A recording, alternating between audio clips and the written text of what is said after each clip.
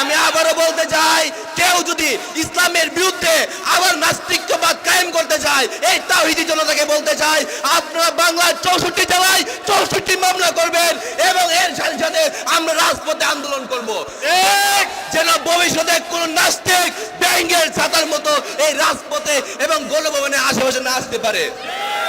আল্লামা মামুনুল হক সাহেব একটা নাম নয়, আল্লামা মামুনুল হক সাহেব আমাদের মতো যুবকের একটি অনুভূতির নাম।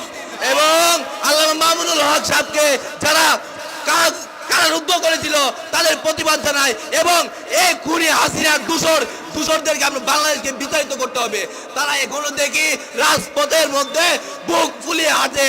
আমি বলতে চাই, এই তোরা হইলে এই সমাজের 90 রাজাকার, তোদের এই বাংলাদেশের তাই নাই। তোরা আমাদের শাপলা চত্বর হাজার হাজার ভাইকে তোরা খুন করেছস, তোরা খুনি। এই বলে আমার সংক্ষিপ্ত বক্তব্য শেষ করছি। আসসালামু আলাইকুম।